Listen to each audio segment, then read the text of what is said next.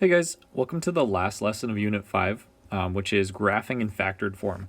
So it's going to be using a lot of the same ideas that we've already talked about when we were analyzing the polynomials. So now we're actually going to be graphing them by making tables and stuff like that. So some tips for graphing. We always start with identifying the x-intercepts and or the y-intercepts. We look at the end behavior, which I will talk about as we go through graphing, and then the turning points. So we know that if it's a degree of n, let's say it's a degree of 5, we know they're at most n minus 1. So if it's 5, we take 5 minus 1, we would get 4. So here's our first example. We want to graph the function, so let's plot the intercepts. We know that if this is our graph here, or the polynomial we're graphing, it's in factored form, the solutions to this would be x equals 2 and 4, just the opposite. So on the x-axis, mark those points, 2 and 4. Now that we have those marked, we're actually going to make a table. We're going to make an x and y table. This table is going to change a lot. It's not going to be a consistent table like we've had in the past because the graphs are going to move left and right. So what we always want to pick is a point to the left of our farthest point here. So this point here is the furthest left point. So if we want an x value to the left of that, we pick the one right next to it, which would be 1. Then we want an x value that is in between the 2 points. So the only number that's nice and in between 2 and 4 is going to be 3. Okay, so that's going to be somewhere along this part. We don't know exactly where. And then we want a number on the right side of this point. So we're going to pick 5, which would be right next to it. It's not going to fall on the x-axis, of course, but that's our 3 table numbers. So you want one to the left of 2, one to in between them, and the one to the right of 4. Now these numbers here are what we're going to plug in for x in the equation. One thing though that we should look at before we even plot anything is we want to think about the end behavior.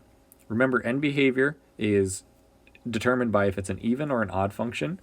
In this case, we have 1 parenthesis times 1 parenthesis. The exponents of these are actually 1 and 1. If you ended up multiplying this all out, it would end up being a quadratic equation. And the trick for this is you just add the exponents of the parentheses. So 1 plus 1 is 2. So this ends up being even. And the a value would be whatever out front here. Since we don't see anything, we assume it's a 1. That means a is greater than 0. So whatever we graph, it should look something like an upward parabola. Now that we know the end behavior, we've plotted the intercepts, we have to fill out our table. Okay, so let me just get rid of this here so we can talk about what we're doing. So every single number here, 1, 3, and 5 in the table, we have to go through and plug it in for x over here. So the first one we're going to do is replace x with 1. What I would recommend doing, because these will get harder, this first one you could probably do by hand, I would recommend typing these in your calculator. So what we do is we know we're plugging in 1 in place of x, so do a parenthesis, 1 minus 2, parenthesis, 1 minus 4, enter, and we get 3. Okay, so go ahead and then write out 3 for your y value. We do the exact same thing. Remember, if you want to reuse the same numbers, you can just tap the arrow keys, go back up until you're highlighting what you just typed in, hit enter, and now you can just adjust the first number because that's our x value that's changing. So if I delete that, now I'm going to use 3 because it's the next number in our table. So 3 minus 2 and 3 minus 4, enter, you get negative 1. And I'm sure we could do these by hand. I'm just trying to save you some time. Do the same thing again.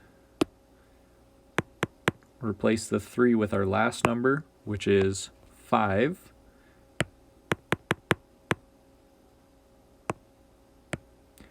Hit enter, and we get 3. So now that we've used that and we filled out our table, let's plot these points. So 1, 3 is going to be over 1, up 3. 3, negative 1 is over 3, down 1. and over 5 up 3 is right here. Once you connect the points going left to right, we see that we do get the exact same end behavior as what we talked about. And there's our graph. That's all we have to do after you get the table done and you connected the points. So let's do a few more examples here. I'm going to do 2 and 3 together with you, and then I'm going to let you try number 4 on your own. So the next one here, first step, identify your zeros. So x equals, the first one is the opposite of -3, which is +3, and the opposite of +1, which is -1. So we go to the x-axis and we plot those. 1, 2, 3 right here, and then -1 is back here. Now, I like to look at the end behavior next. So the exponents here are 3 and 2. If you add those together, 3 plus 2 equals 5. So this is a 5th degree polynomial, which means it's odd.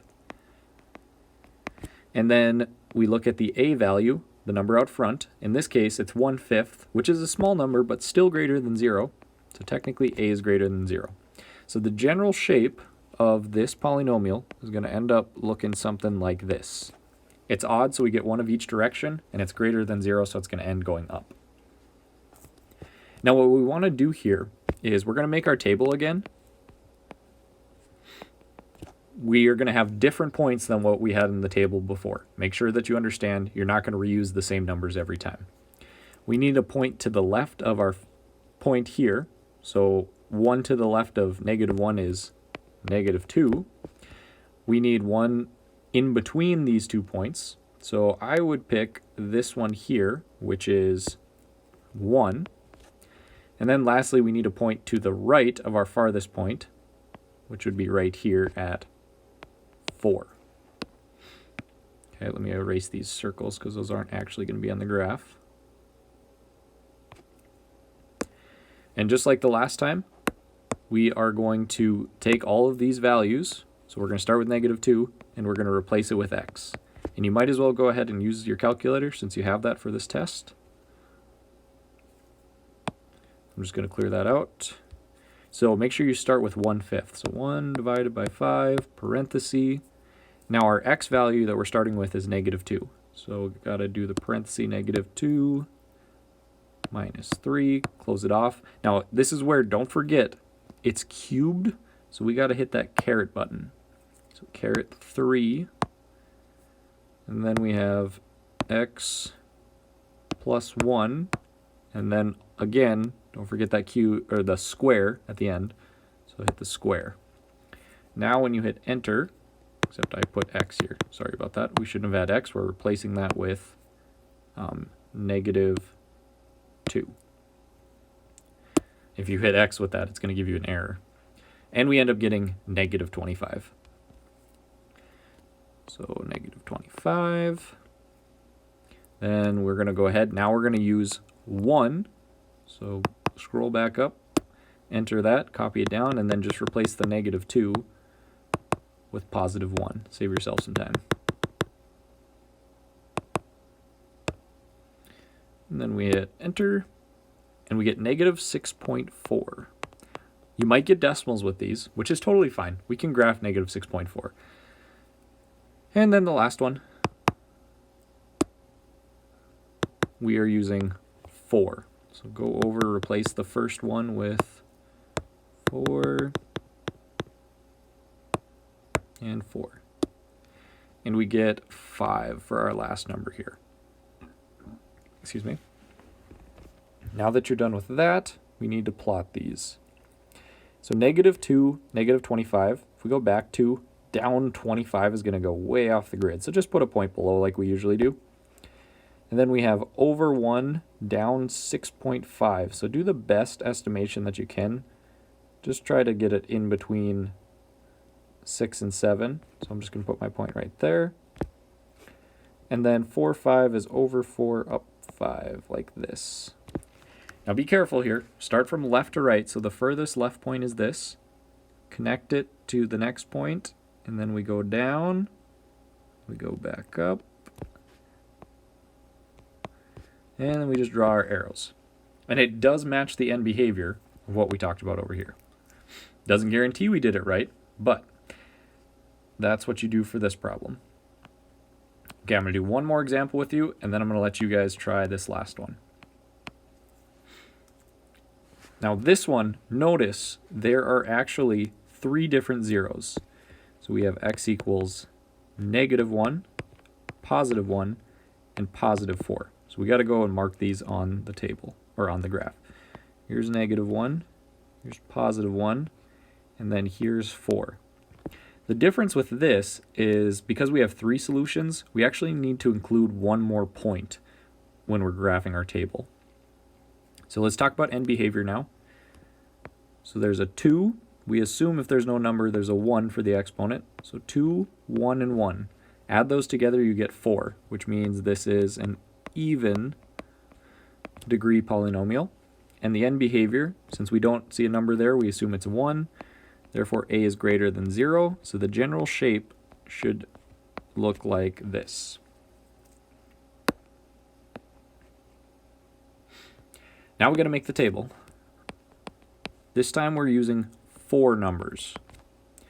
So the first number comes from one point to the left of this point here, which would be -2.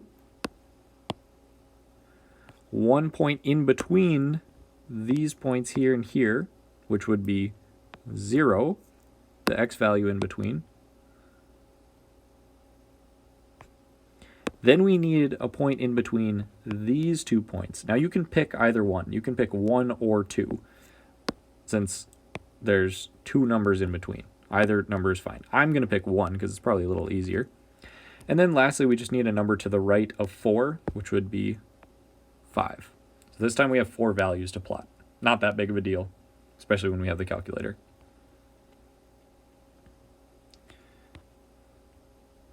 So pull that up, and we type this in. So the first number we're going to replace with x is -2. So -2 plus 1. Be careful, don't forget the square. Squared, and then the rest of them don't have an exponent we have to worry about. Then we get -2 minus 1, -2 minus 4. This is where it starts to get really handy that we have this calculator. Enter, and we get 18. Okay, repeat the process. Replace that with, now we're plugging in 0.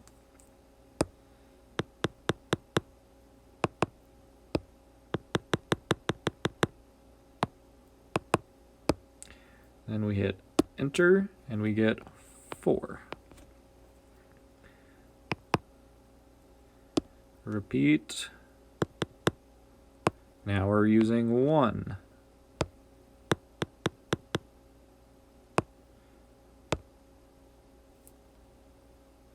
Oh,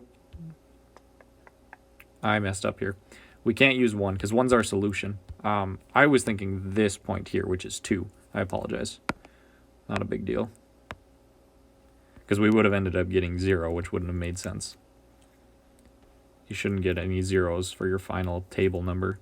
So this should have been 2.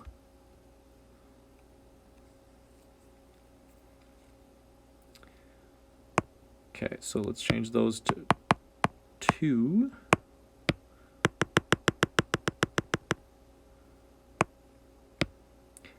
Then we hit enter and we get -18. And then the last one, we're typing in 5.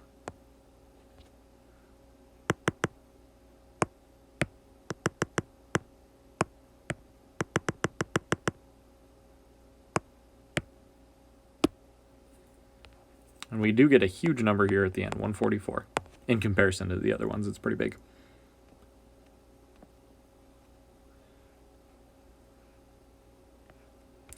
All right, so now let's go ahead and plot these. So -2, 18, back 2. It's going to go off the grid, so just put 1 down below. 0, 4 is going to go up here. 2, -18, again, is going to go way down here. And then our furthest point, because I forgot, I don't know why that got erased, but 5, 144 is going to go way off the grid. So now we just connect these, do the best that you can.